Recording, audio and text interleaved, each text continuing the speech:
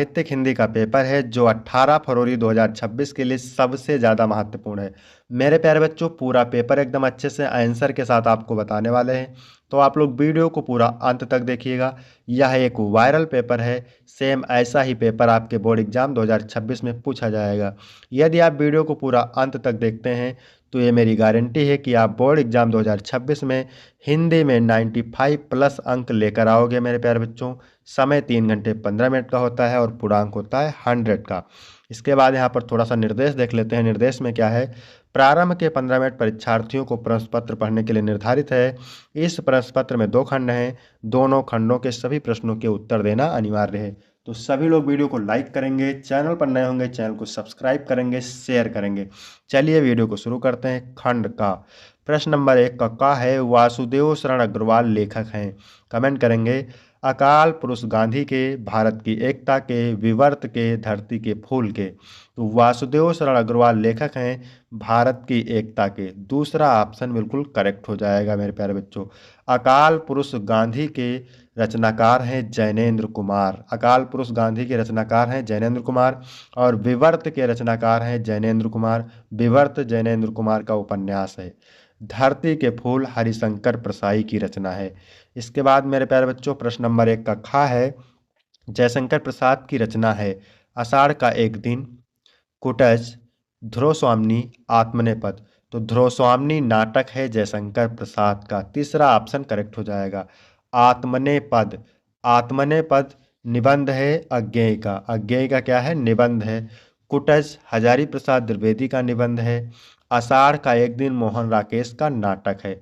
यदि आपको इसका पीडीएफ चाहिए तो डिस्क्रिप्शन में टेलीग्राम की लिंक मिल जाएगी, वहां से टेलीग्राम ज्वाइन करेंगे आपको पीडीएफ मिल जाएगा।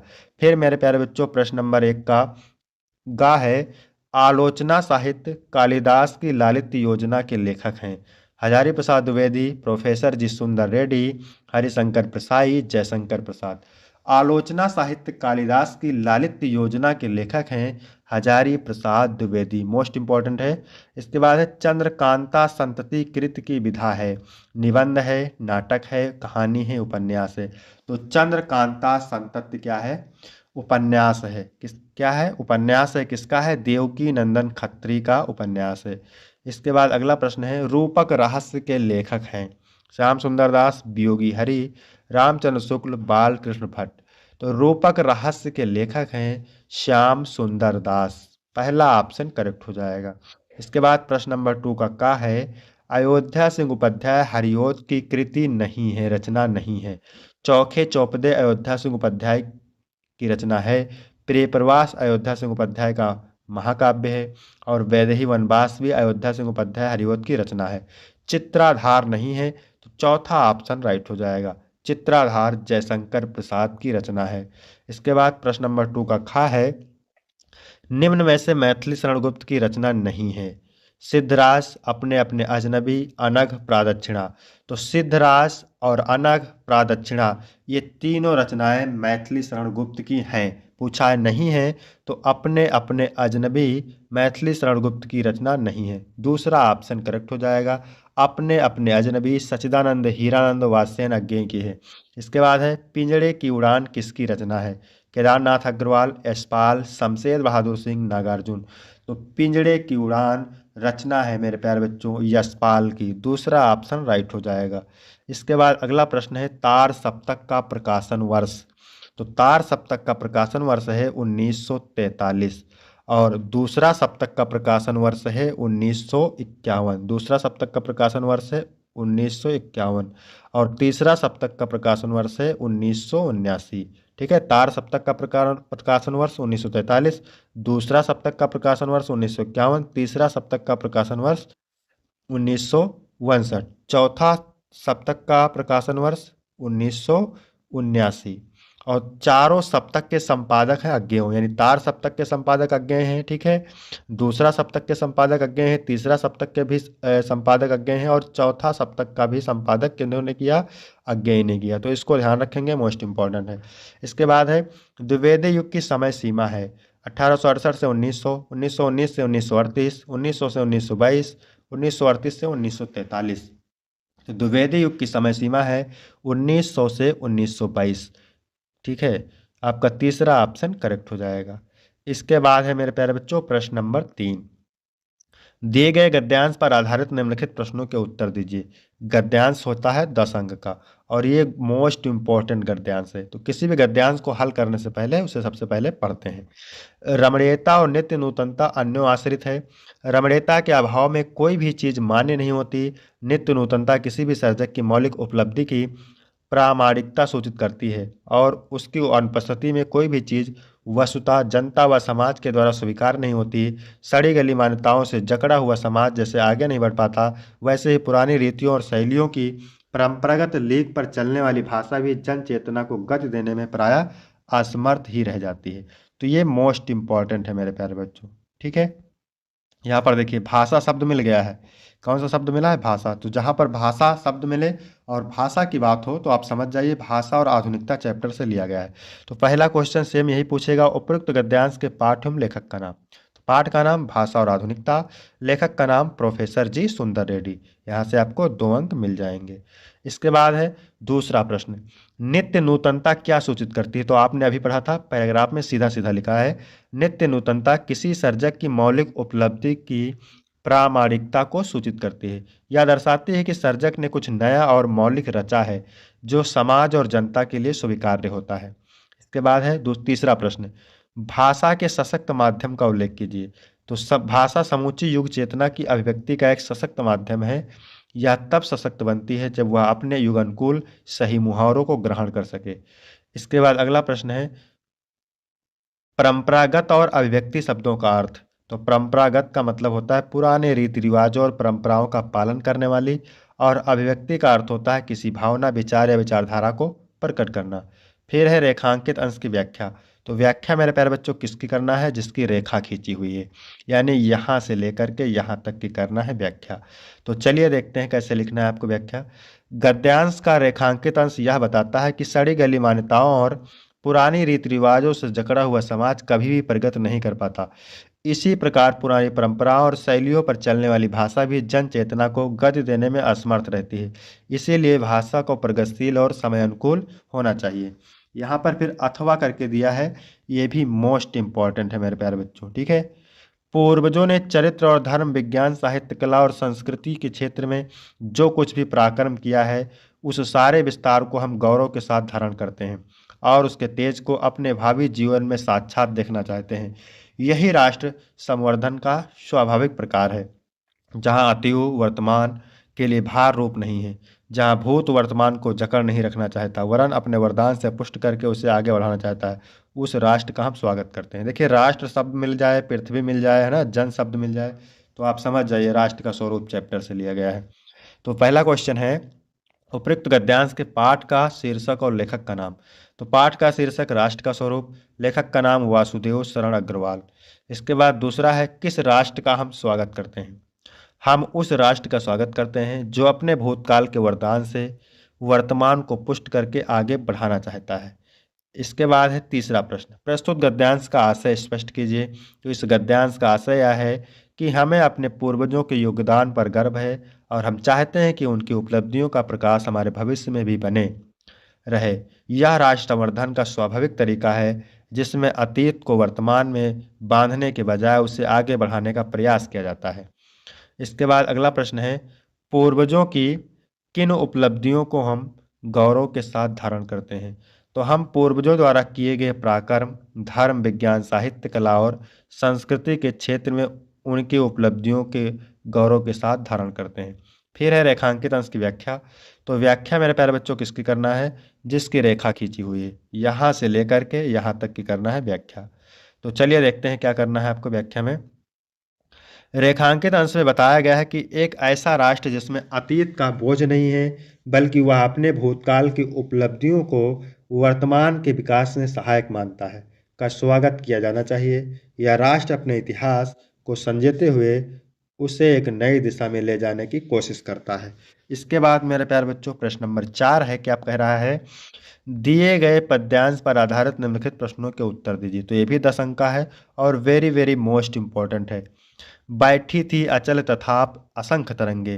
ठीक है, रानी केकेयी स्थिर तो बैठी थी, लेकिन उसके मन में प्रश्नों के असंख्य तरंगे उठ रही थी।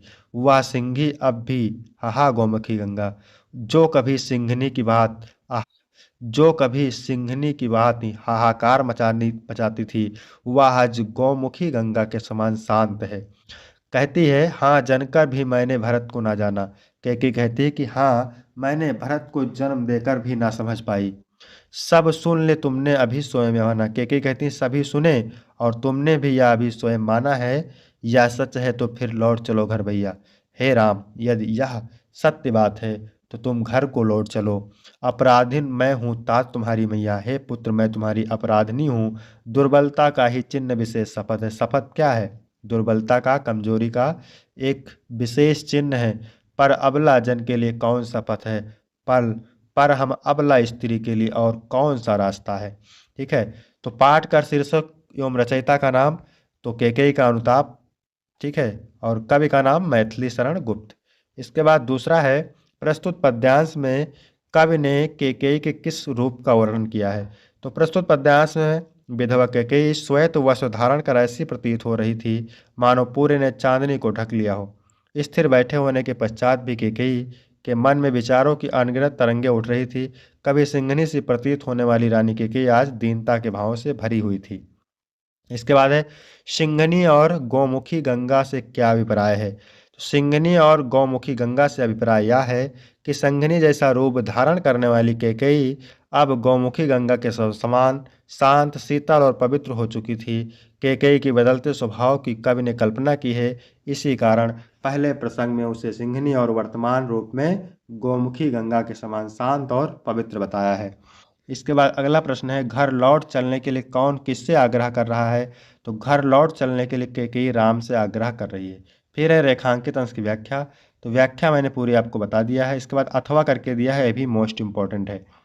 सूखी जाती मलिन लतिका जो धरा में पड़ी हो। राधा कहती है कि हे पवन, मथुरा जाते समय यदि रास्ते में कोई सूखी हुई मुरझाई हुई लता दिखाई पड़े तो पाँव के निकट उसको श्याम के लागे देना। तो उसको ले जा करके श्री कृष्ण के पाँव के पास गिरा देना।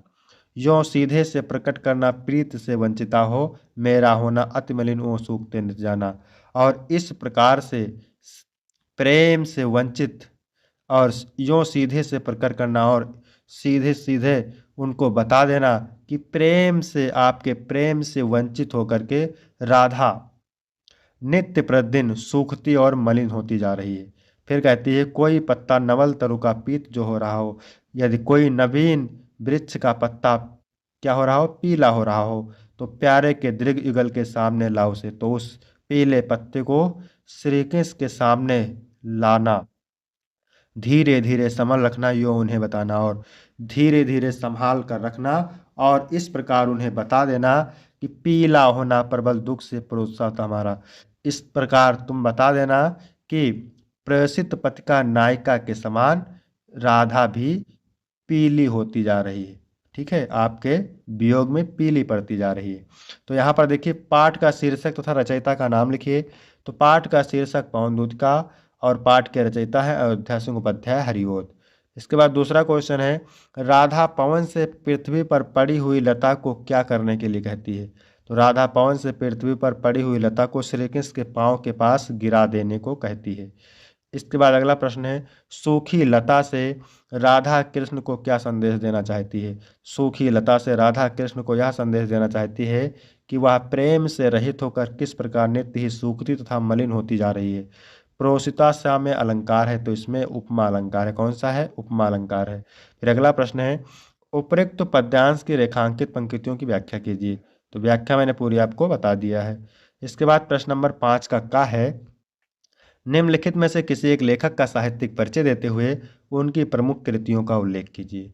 80 शब्द में उत्तर देना है और लगभग 5 अंक यहाँ से आपको मिलेंगे। ये तीनों मोस्ट इंपॉर्टेंट हैं। तो यहाँ पर देख लीजिए, आपके एग्जाम में चाहे साहित्यिक परिचय पूछे और चाहे जीवन परिचय पूछे, आपको सेम इसी प्रकार लिख करके आना है। अगर इसी प्रकार आप लिख के आते हैं तो आपको फुल अंक मिलेगा। जीवन परिचय हेडिंग डालना है, बिना जीवन परिचय के साहित्यिक परिचय नहीं होता है मेरे प्यारे बच्चों, इसको ध्यान रखिएगा। फिर हेडिंग डालना है साहित्यिक परिचय और इसके बाद प्रमुख रचनाएं। ठीक है। इसके बाद अगला प्रश्न है, निम्नलिखित में से किसी एक कवि का साहित्यिक परिचय देते हुए उनकी प्रमुख कृतियों का उल्लेख कीजिए। तो ये भी तीनों मोस्ट इंपॉर्टेंट है और इसमें से हम देखने वाले हैं भारतेंदु हरिश्चंद्र का। ठीक है, तो यहाँ पर जीवन परिचय हेडिंग डालेंगे, फिर साहित्यिक परिचय हेडिंग डालेंगे और फिर रचनाएं हेडिंग डाल के लिखेंगे। इसके बाद 6 नंबर क्वेश्चन है, पंचलाइट कहानी का सारांश लिखिए अथवा बहादुर कहानी की कथा वस्तु का सार लिखिए। तो ये भी मोस्ट इंपॉर्टेंट है। इसमें से हम पढ़ने वाले हैं पंचलाइट यानी फणीश्वर नाथ और रेणु द्वारा कहानी। तो यहाँ पर देखिए कैसे लिखना है आपको, बहुत ही आसान शब्दों में मैंने लिखा हुआ है। ठीक है, आप देख सकते हैं। इसके बाद 7 नंबर क्वेश्चन है, स्वपठित खंड काव्य के आधार पर किसी एक खंड काव्य के एक प्रश्न का उत्तर लिखिए।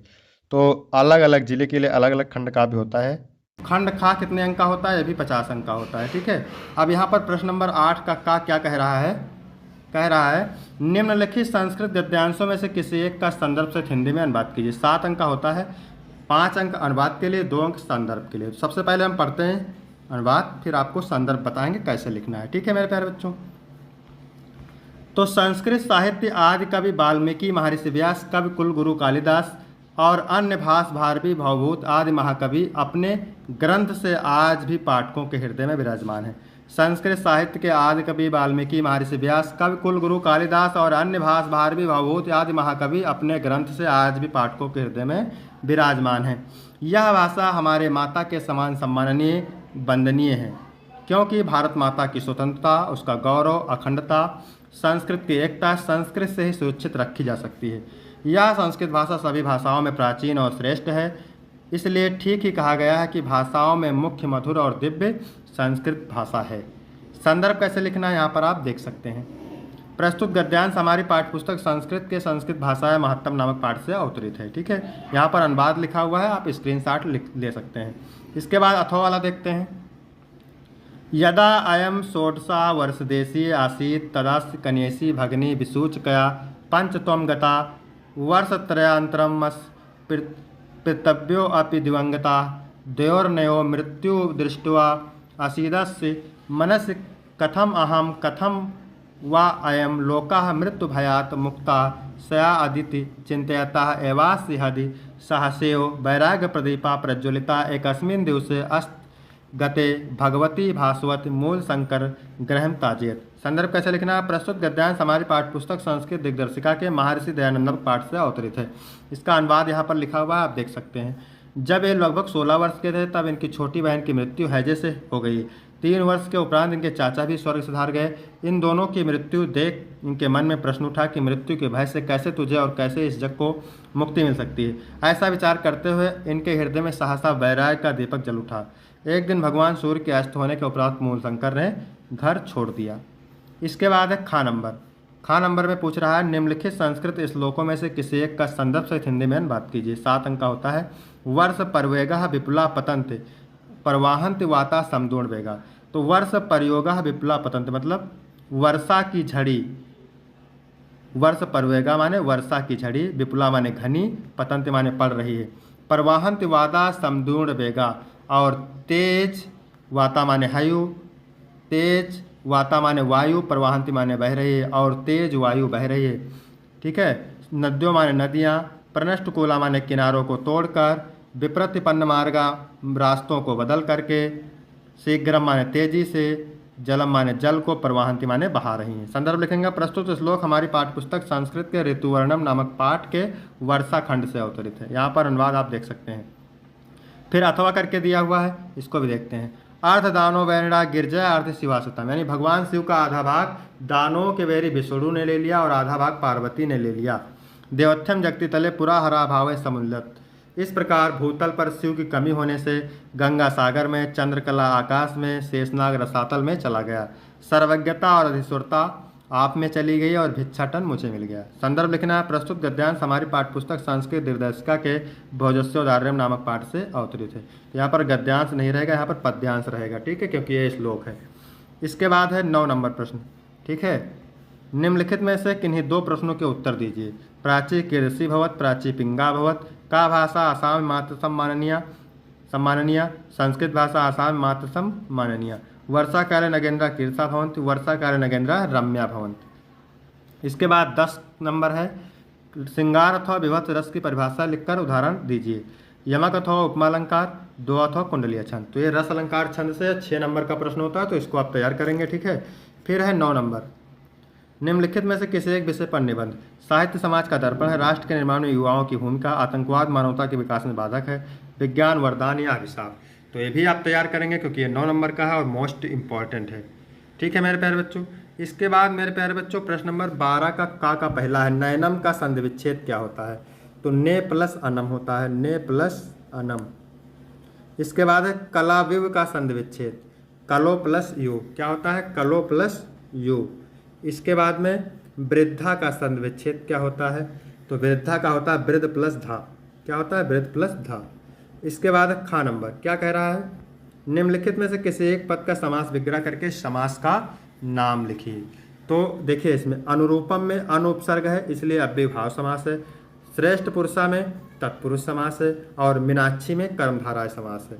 इसके बाद है 13 नंबर प्रश्न, क्या कह रहा है मेरे प्यारे बच्चों, बैंक में खाता खोलने के लिए बैंक प्रबंधक को एक प्रार्थना पत्र लिखिए। 8 नंबर का है, अथवा अपनी गली मोहल्ले की नालियों की समुचित सफाई के लिए नगर निगम के स्वास्थ्य अधिकारी को पत्र लिखिए। तो इसका भी वीडियो आपको जल्द मिल जाएगा मेरे प्यारे बच्चों, ठीक है, तो वहाँ से आप तैयार कर लेंगे। इसके बाद में प्रश्न नंबर 14 का पहला है, क्या कह रहा है, निम्नलिखित में से किसी एक शब्द के धातु एवं प्रत्ययों का योग स्पष्ट कीजिए, ठीक है। तो यहाँ पर देखिए धीमान, धीमान में धी धातु है, क्या है, धी धातु है प्लस मतु प्रत्यय है, ठीक है। पठनियम में पठ धातु है, अनियर प्रत्यय है, पठ धातु है, अनियर प्रत्यय है। और नयनीय में क्या है, नयन शब्द है और अनियर प्रत्यय है। फिर है निम्नलिखित में से किसी एक शब्द का प्रत्यय लिखिए। बलवती गुरुत्वम पठित्वा, तो बलवती गुरुत्वम पठित्वा, इसमें क्या क्या है, बलवती, बलवती में मतु प्रत्यय है, इसमें गुरुत्वम में मतु प्रत्यय है। फिर यहाँ पे रेखांकित पदों में से किसी एक पद में प्रयुक्त विभक्ति से संबंधित नियम का उल्लेख करना है, 2 अंक का है, ठीक है। आकाशा छात्रे सम स्नात, श्री गणेशाय नमः, मातु हृदय कन्या प्रत स्निग्ध भवत। तो यहाँ पर आप देख सकते हैं। वीडियो कैसा लगा, वीडियो अच्छा लगा तो वीडियो को लाइक करेंगे, चैनल को सब्सक्राइब करेंगे। फिर मिलते हैं आपको अगले वीडियो में, तब तक के लिए जय हिंद जय भारत।